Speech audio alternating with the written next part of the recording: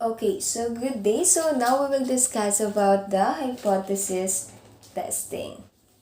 So, one of the most important concept in statistics na kailangan nating malaman or kailangan nating pag-aralan is making decisions. So, sa video na to, kailan ba natin dapat ina-accept? Okay, pag-aaralan natin kung kailan ba natin dapat i-accept, kailan ba natin dapat i-reject yung isang hypothesis na meron tayo, yung isang assumption na mayroon tayo. Okay, so for example, if you are a researcher and you're planning to conduct a research, okay, so the first thing that you should do is to choose a research topic. Okay? And after that, you need to formulate the statement of the problem and enumerate the research questions and identify the target population. So once na alam nyo na kung ano ba yung target na population ko, sino-sino ba yung target population ko, then this is the time that you will make assumptions. Okay, so assumptions po. These assumptions may or may not be true. Pwedeng tama, pwedeng hindi. Assumption po, hypothesis lang po ito.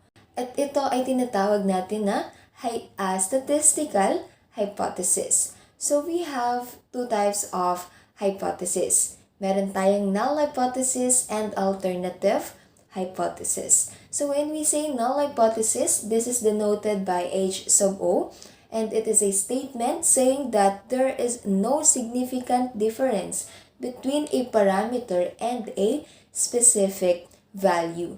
Okay, so there is no significant difference. So yung symbol na ginagamit natin para sa null hypothesis is equal. Okay, equal po yung ginagamit natin dito. So, for example, merong claim or merong isang study na nagsasabi na yung average na baon ng grade 10 students is 100 pesos. So, null hypothesis natin, there is no significant difference. So, kung ano yung claim, kung ano yung value ng nandun sa study, then yun yung null hypothesis natin. Initial claim natin ito, equal. So, kung doon sa study na yun or sa claim na yun, 100 pesos yung average na baon ng grade 10, then sa null hypothesis natin, the average na baon ng grade 10 students is equal to 100 pesos. So while the alternative hypothesis, it is denoted by H sub A, and it is the opposite or negation of the null hypothesis. And the symbols are not equal, less than, or greater than. So kung sa null hypothesis, equation tayo, pagdating dito sa alternative hypothesis, inequality po tayo.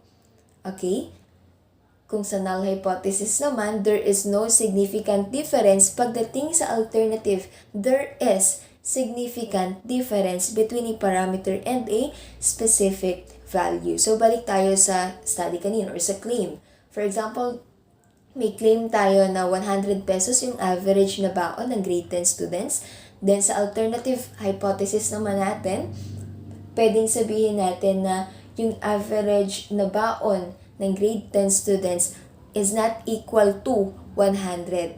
Or pwede ring average na baon ng grade 10 students is greater than 100 or is less than 100. Again, alternative hypothesis, yung symbol na ginagamit natin dito is inequality. Sa null hypothesis, equation. Sa alternative hypothesis, inequality. Pwedeng not equal to, pwedeng less than, pwedeng greater than. So, importante kasi na alam nyo kung paano ba mag-formulate ng null and alternative hypothesis. So, since alam nyo na kung ano yung symbols na ginagamit sa null, and as well as the words. Okay, so for example, sa null, ang ginagamit natin is equal to, is the same as, okay, is, okay. So yun yung ginagamit natin sa null, and sa alternative hypothesis naman, ang symbols natin is not equal to, less than, greater than. Pwede rin na makita natin is at most, at least, Okay? So, kailangan kasi alam nyo kung paano ba mag-formulate ng null and alternative hypothesis. Okay, so for example, given this claim, the average monthly income of Filipino families who belong to low-income bracket is 8,000 pesos. So first is alamin natin ano ba yung population parameter natin. So ano yung average monthly income? So yung value is 8,000. Okay, so for the null hypothesis, again, yung symbol is equal. Equal po ang ginagamit natin. So our null hypothesis, it is denoted by H sub O. So our H sub O, which is mu, our mean is equal to yung value na nasa claim, 8,000 pesos. Okay? Again, our H sub O, which is mu, is equal to 8,000 pesos. Okay? So, mean, then yung symbol is equal to, then yung value na naandoon sa claim, which is 8,000. And in statement form, the average monthly income of Filipino families who belong to low-income bracket is 8,000 pesos. And how about the alternative hypothesis? So, for the alternative hypothesis, ulitin ko lang, ang symbols natin pwedeng less than, pwedeng greater than, pwedeng not equal. Okay? Pero, kailangan matuto tayong tingnan kung kailan ba natin dapat gamitin si less than, kailan ba natin dapat gamitin si greater than, kailan ba dapat gamitin si not equal. Okay? So, check natin yung claim. Wala naman tayo dyan nakikita na word na at most, at least, greater than, less than. So, ibig sabihin, hindi natin gagamitin si greater than sa alternative hypothesis. Hindi natin gagamitin si less than sa alternative hypothesis para sa claim na to. So, ano yung magiging alternative hypothesis natin? It is denoted by H sub A. Our alternative hypothesis is mu is not equal to, okay, not equal to the given value, which is 8,000. Okay? Again, ang alternative hypothesis natin is mu is not equal to 8,000. So, hindi ko ginamit si greater than kasi wala naman tayong word na nagpapakita na dapat greater than ang gamitin. Hindi rin natin ginamit si less than kasi wala rin naman tayong word or phrase na nagpapakita na dapat less than yung nandito sa alternative. Okay? So, ang ginamit natin is not equal to the given value. Okay? This is our alternative. And for the statement, the average monthly income of Filipino families who belong to a low-income bracket is not equal to 8,000 pesos. Okay, so yun po yung alternative hypothesis and yung null hypothesis natin for this situation, for this claim. Okay, again, always remember, kapag null, equal, equation, kapag alternative, inequality, not equal, pwedeng greater than, pwedeng less than, depende sa kung ano yung nasa claim. Okay, so another example. Given this claim, the average number of hours that it takes a 10-year-old child to learn a certain task in a specific subject is less than 0.52 hour. Okay? So what will be the null hypothesis? Again, null hypothesis, this is our initial claim. Equal ang symbol. Alamin ano yung population parameter, yung average number of hours natin is 0.52 yung value. Okay, so para sa ating null hypothesis, which is denoted by H sub O, is mu is equal to 0.52. Mean is equal to, equal yung ating symbol, and yung value, which is 0.52. So this is our null hypothesis. And for the statement, the average number of hours that it takes a 10-year-old child to learn a certain task in a specific subject is equal to, okay, 0.52. Okay, so what will be the alternative hypothesis? Okay, so alternative hypothesis, check natin yung claim. Meron dito nakalagay po, less than 0.52. So, alternative hypothesis natin, inequality. Ano? So, ngayon, alternative hypothesis, which is denoted by H sub A, which is mu, or the mean, is less than 0.52. So, this time, less than yung gamit natin na symbol. Hindi po greater than, hindi po not equal. Bakit po? Meron tayo dito sa ating given situation, given a claim, less than 0.52. And that will be the alternative hypothesis. Or in statement form, the average number of hours that it takes a 10-year-old child to learn a certain task in a specific subject is less than 0.52 hour. Okay, so sana medyo naiintindihan na ano po. So next example. Given a claim, the mean annual income of workers who are college graduates is greater than 100,000 pesos a year. Okay, so what will be the null hypothesis and what will be the alternative hypothesis? For our null hypothesis, again, hanapin ang population parameter, mean annual income of workers, and yung value which is 100,000. Okay, so our null hypothesis, which is denoted by H sub O, is mu or mean is equal to, symbol natin is equal for null, and yung value which is 100,000. So this is our null hypothesis. In statement form, the mean annual income of workers who are college graduates is 100,000 pesos a year. Okay? And for our alternative hypothesis, check natin ulit yung claim. Meron tayong nakita dito na greater than 100,000. And this will serve as your alternative hypothesis. Alternative hypothesis, inequality ang symbol. This is denoted by H sub A. Mu is greater than 100,000. Greater than ang gamit natin dito ngayon kasi po meron tayong word na greater than 100,000. Then, yun yung gagamitin natin for alternative. Okay, so kailangan familiar kayo kung ano ba yung words na nagpapakita ng greater than, words para sa less than, or phrase para sa less than. Okay?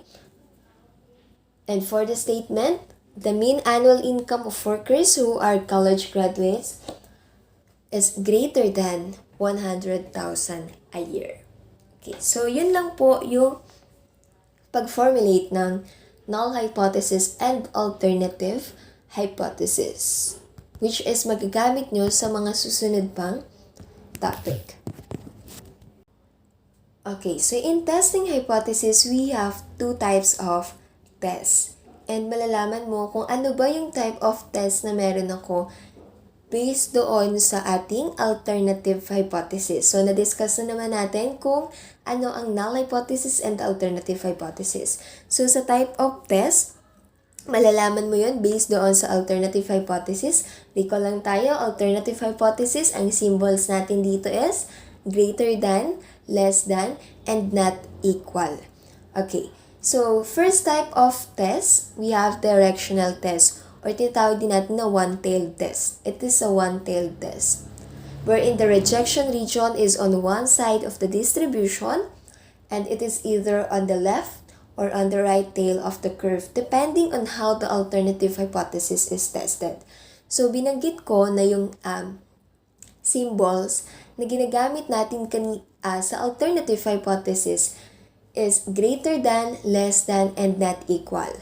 So, ano yung ginagamit natin sa directional test?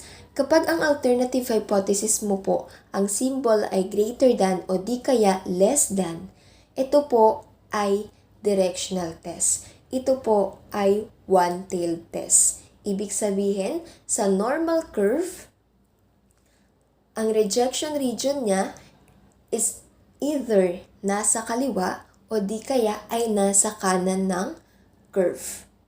Okay? So, ayan. For example po, ayan yung magiging itsura ng curve niya. So, kung sakali na ang alternative hypothesis mo, ang symbol ay less than, kapag ang symbol ng alternative hypothesis mo ay less than, ang rejection region niya ay nasa kaliwa.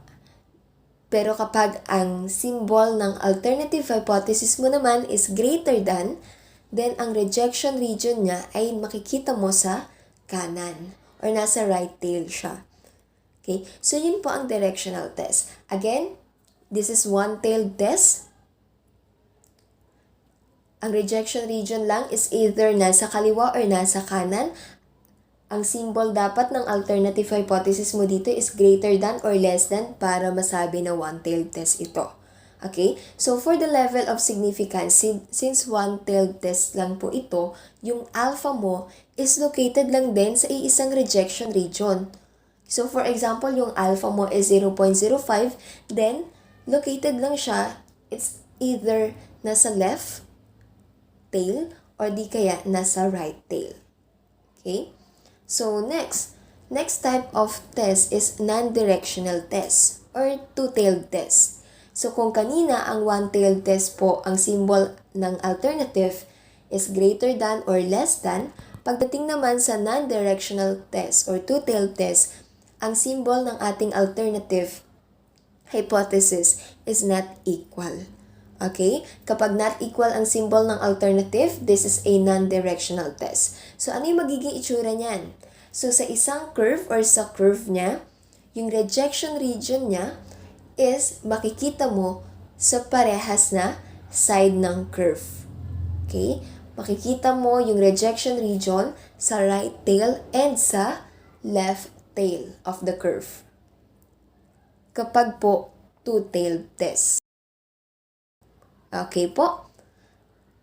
So, ibig sabihin po, yung ating level of significance, for example, our alpha, yung value ng alpha natin is 0.10.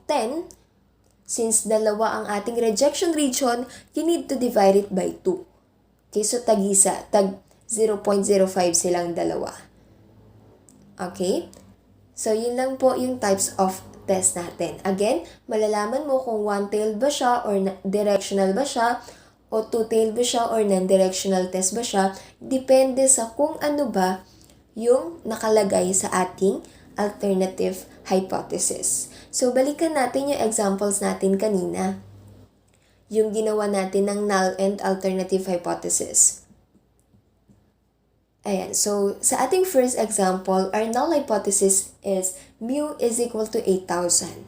And our alternative hypothesis is mu is not equal to 8,000. Again, para malaman yung type of test, ang titingnan natin is yung alternative hypothesis. So since ang ating alternative hypothesis is mu is not equal to 8,000, this is a non-directional test. Okay? Not equal, ibig sabihin, sa parehas na side, parehas na tail mo makikita yung rejection region. Okay po? And next, second example. For our second example, our null hypothesis, mu is equal to 0.52 and our alternative hypothesis, mu is less than 0.52. So, nabanggit ko kanina kapag ang symbol is less than or greater than, this is a directional test. This is one-tailed test. Okay? And kapag po less than ang ating symbol sa alternative, ibig sabihin po, ang rejection region natin ay makikita sa left tail. Okay? Sa left tail of the curve. And for the third example, okay, so ito yung ginawa natin ng null and alternative kanina. For the third example, H sub O, mu is equal to 100,000 and alternative hypothesis, mu is greater than 100,000. So again, this is a directional test and ang ating rejection region ay makikita natin sa right side or sa right tail of the curve. Okay, so ganun lang po. Din lang natin malalaman, ganun lang kadali, kung paano natin malaman kung anong type of test ang meron tayo. Kung directional ba siya or non-directional. Okay?